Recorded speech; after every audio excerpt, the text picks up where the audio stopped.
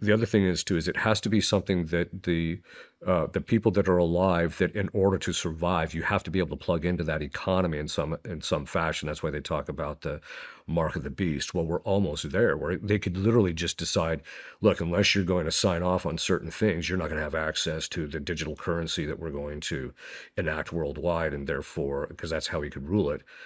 At least that's my opinion. I think that's one of the ways how he's going to control people is through digital currencies, and he's going to just shut people off, and that's how they'll be able to basically starve people out if they're unwilling to sign off on the Antichrist's rules. So it's going to be those kinds of things have, as I mentioned, have come into play. So we're talking like social credit score. Yeah, that's right, among other things. The other thing is, too, is we also know that the Catholic Church specifically will have to be at a state where it would have to have gone through a prior weakening crisis, and then it will resurge, and then right before the Antichrist comes, the morals of people will implode, they say, in such a rapid fashion to where this last 50 years will make our heads spin. It'll be that much more rapid. So there's some prophecies that have been fulfilled and some of them that haven't quite been.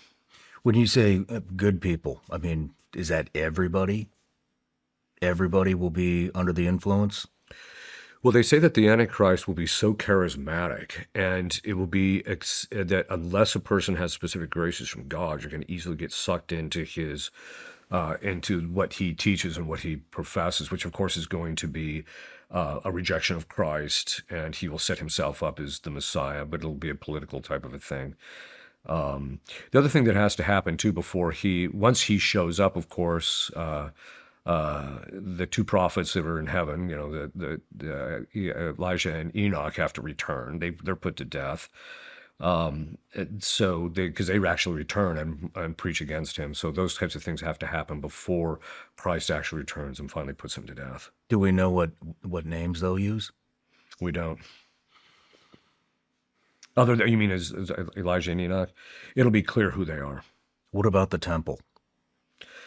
According to the fathers of the church, at least the ones that I've read, they said the temple will never be rebuilt. And It will never be. it will never be rebuilt. And the reason being is because, first of all, Julian the Apostate tried to rebuild it, and it was destroyed in the process.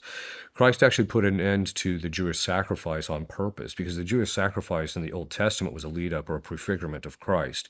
And so he gave them one generation in order for them to convert to Christianity. And when they didn't, he put an end to their sacrifice. So technically speaking, there hasn't been practicing Jews in 2,000 years because the temple hasn't been around. They haven't been able to offer sacrifice. Doesn't mean that they don't pray and things of that sort, but they haven't been able to enact their primary religious duties, which is to offer sacrifice. Plus, their Levitic line, which is their priestly line, was destroyed.